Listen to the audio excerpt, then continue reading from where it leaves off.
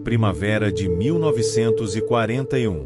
Enquanto a Europa ardia sob o peso da guerra total, um ponto isolado no mapa do norte da África começava a adquirir uma importância que ninguém poderia ignorar. Uma cidade pequena. Um porto cercado pelo deserto. Um nome que, até então, dizia pouco ao mundo. Tobruk. Para a maioria dos estrategistas, Tobruk parecia apenas mais um objetivo secundário em uma campanha distante. Mas para quem realmente compreendia o tabuleiro da guerra no deserto, aquela cidade era uma chave. Quem controlasse Tobruk controlaria o fluxo de suprimentos ao longo da costa líbia. Controlaria combustível, munição, reforços. Controlaria o ritmo da guerra no norte da África. E foi exatamente por isso que Tobruk se tornou um alvo vital. Após uma série de derrotas humilhantes para os italianos, a Alemanha decidiu intervir diretamente no teatro africano. Tropas experientes, tanques modernos e um comandante carismático foram enviados para estabilizar a frente e virar o jogo. Seu nome logo se tornaria lendário. Erwin Rommel. Rápido, agressivo e imprevisível, Rommel lançou uma ofensiva fulminante que empurrou as forças britânicas centenas de quilômetros para o leste. Cidades caíram em sequência. Posições foram abandonadas às pressas. Para muitos, parecia apenas uma questão de tempo até que toda a Cirenaica estivesse novamente sob controle do eixo. Mas então veio Tobruk. Em vez de recuar, as forças aliadas decidiram resistir. Tropas australianas, britânicas e de outras nacionalidades entrincheiraram-se na cidade e transformaram aquele porto em uma fortaleza improvisada. Linhas defensivas foram reforçadas. A artilharia foi posicionada. Cada metro de areia passou a ser disputado. O que se seguiu não foi uma batalha rápida. Foi um cerco. Por 241 dias, Tobruk resistiu. Sob bombardeios constantes. Com ataques repetidos de infantaria e blindados. Com calor extremo de dia e frio cortante à noite. Com suprimentos limitados e a sensação constante de isolamento. Para Rommel e o Afrika Korps, Tobruk era uma ferida aberta. Sem o porto, suas linhas de suprimento se estendiam perigosamente pelo deserto. Cada avanço se tornava mais caro. Cada ataque fracassado consumia tempo, homens e recursos que não poderiam ser facilmente repostos. Para os aliados, Tobruk se transformou em símbolo. Um símbolo de resistência, de desafio, de que o avanço do eixo não era inevitável. A cidade passou a ser chamada de a espinha no flanco de Rommel. Uma posição que ele precisava tomar, mas não conseguia quebrar. Cada tentativa frustrada aumentava a pressão. Cada dia de resistência mudava o equilíbrio da campanha no deserto.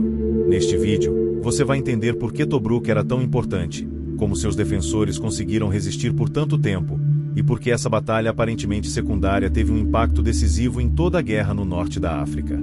Porque, em meio a dunas, arame farpado e explosões incessantes, Tobruk provou que, às vezes, uma cidade isolada pode desafiar um exército inteiro e mudar o rumo de uma guerra. Para entender por que Tobruk se tornou tão disputada, é preciso olhar para o cenário maior da guerra no norte da África. Diferente da Europa, ali não havia florestas densas, cidades fortificadas ou rios largos para servir de linhas naturais de defesa. O deserto era aberto, vasto e implacável. Quem dominasse a mobilidade, a logística e os portos controlaria a campanha. Tanques, caminhões e artilharia precisavam de combustível constante. Sem ele, o exército simplesmente parava. E era exatamente isso que tornava Tobruk tão valiosa. Seu porto profundo permitia que suprimentos chegassem diretamente à linha de frente, encurtando drasticamente as rotas pelo deserto. Sem Tobruk, qualquer exército que avançasse pela Líbia teria de esticar suas linhas de suprimento por centenas de quilômetros de areia, sob ataques constantes e desgaste mecânico extremo. No início de 1941, essa realidade caiu como uma armadilha para os aliados. As forças italianas haviam sido derrotadas de forma humilhante pelos britânicos. Para evitar um colapso total, a Alemanha enviou o Afrika Korps, comandado por Erwin Rommel. O que deveria ser uma missão defensiva rapidamente se transformou em uma ofensiva agressiva. Rommel não esperou ordens claras. Atacou. Com manobras rápidas, uso inteligente dos tanques e exploração constante das falhas inimigas, ele empurrou os britânicos de volta para o leste. Cidades como Benghazi caíram. As forças aliadas recuavam em desordem, tentando reorganizar-se no Egito. Mas Tobruk ficou para trás. Ali, os aliados tomaram uma decisão crítica: não recuar. Tropas australianas, apoiadas por unidades britânicas, indianas e outras forças da Commonwealth, foram encarregadas de manter a cidade a qualquer custo. A ordem era clara: segurar Tobruk, mesmo isolados. A cidade não estava preparada para um cerco prolongado. Suas defesas haviam sido construídas originalmente pelos italianos e eram incompletas. Ainda assim, os defensores improvisaram. Repararam fortificações, cavaram trincheiras adicionais e posicionaram artilharia de forma a cobrir os possíveis eixos de ataque. Rommel, por sua vez, não podia ignorar Tobruk. Deixar a cidade nas mãos inimigas significava manter um porto hostil em seu flanco. Significava permitir que os aliados fossem reabastecidos diretamente pelo mar. E significava que qualquer avanço em direção ao Egito estaria sempre ameaçado por contra-ataques partindo daquele ponto. Assim, Tobruk se transformou em um obstáculo estratégico que precisava ser removido rapidamente. Rommel acreditava que a cidade cairia em poucos dias. Para ele, a resistência aliada parecia temporária, um atraso antes do avanço final. Mas o que começou como uma tentativa de captura rápida logo se transformou em algo muito mais custoso. A guerra no deserto havia entrado em uma nova fase. Uma fase em que velocidade já não bastava. Em que suprimentos se tornavam tão importantes quanto tanques. E em que uma cidade isolada começava a drenar a força de um dos comandantes mais audaciosos da guerra. Na próxima parte, veremos como Rommel tentou tomar Tobruk à força, os ataques diretos, as perdas crescentes, e como o cerco passou a moldar a vida de quem estava preso dentro e fora da cidade. Quando ficou claro que Tobruk não cairia rapidamente, a guerra ao redor da cidade mudou de forma. Rommel tentou força bruta. O Afrika Korps lançou ataques diretos contra as linhas defensivas, apostando que tanques, artilharia e superioridade tática romperiam a resistência aliada. As ofensivas vinham em ondas, geralmente ao amanhecer ou ao cair da noite, quando o calor diminuía e a visibilidade favorecia movimentos surpresa. Mas Tobruk havia se transformado em um espinho inesperadamente resistente. As defesas improvisadas funcionaram melhor do que o previsto. Campos de minas atrasavam os blindados. A artilharia aliada castigava concentrações de tropas. Contra-ataques rápidos surpreendiam unidades alemãs que avançavam demais. Cada tentativa de tomada custava homens, veículos e, principalmente, tempo. Rommel insistiu. Para ele, deixar Tobruk de pé era aceitar uma ameaça constante às suas linhas de suprimento. Sem o porto, seus comboios precisavam viajar centenas de quilômetros desde Trípoli, atravessando o deserto sob ataques aéreos aliados e desgaste mecânico brutal. Cada caminhão perdido era insubstituível. Ainda assim, os ataques fracassavam. Pouco a pouco, o confronto se transformou em um cerco prolongado. Dentro da cidade, a vida dos defensores era dura e repetitiva. Bombardeios quase diários. Poeira constante. Calor sufocante durante o dia e frio intenso à noite. A água era racionada. O descanso vinha em turnos curtos, sempre com a sensação de que o próximo ataque podia começar a qualquer momento. Os soldados passaram a viver em abrigos subterrâneos, escavados na rocha e na areia, conhecidos como dugouts. Ali, entre ratos, insetos e fumaça, eles dormiam, comiam e aguardavam. A rotina era quebrada apenas por alarmes, explosões e patrulhas noturnas no perímetro. Mas havia algo que mantinha Tobruk viva: o mar. A marinha aliada conseguia, mesmo sob risco constante, levar suprimentos e evacuar feridos pelo porto. Esses comboios noturnos ficaram conhecidos como Tobruk Ferry Service.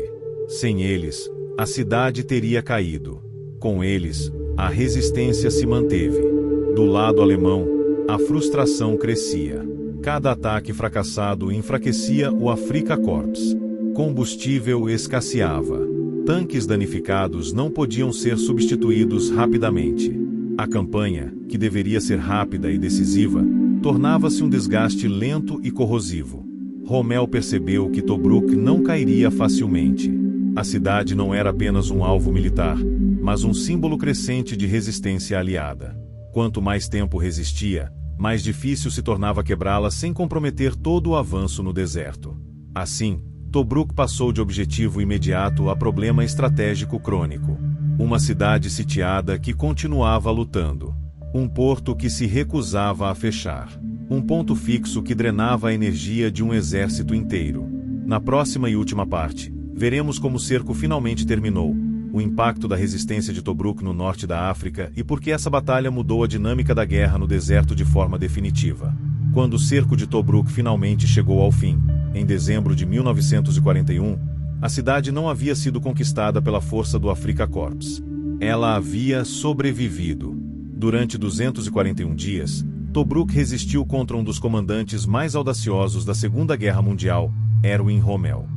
Não por possuir defesas perfeitas ou superioridade numérica, mas porque seus defensores compreenderam algo essencial na Guerra do Deserto. Logística decide batalhas tanto quanto tanques. A resistência de Tobruk drenou tempo, combustível e homens do eixo. Cada ataque fracassado enfraqueceu a ofensiva alemã. Cada dia de cerco impediu que Rommel explorasse vitórias rápidas e empurrasse seus inimigos para além do Egito. A cidade tornou-se um freio constante em um avanço que dependia desesperadamente de velocidade. Quando os aliados finalmente romperam o cerco e retomaram a iniciativa na região, Tobruk deixou de ser apenas uma posição defensiva. Passou a ser um símbolo. Um lembrete de que o Afrika Korps não era invencível e de que a Alemanha não dominava o deserto tão completamente quanto muitos acreditavam. O impacto foi maior do que parecia. A partir de Tobruk, a campanha no norte da África entrou em um ciclo de avanços e recuos que culminaria, meses depois, em batalhas decisivas como El Alamein. O desgaste imposto ali contribuiu para o esgotamento gradual das forças do eixo, que jamais recuperariam a mesma capacidade ofensiva inicial. Tobruk provou que uma cidade isolada pode alterar o equilíbrio de uma guerra inteira. Não com grandes ofensivas.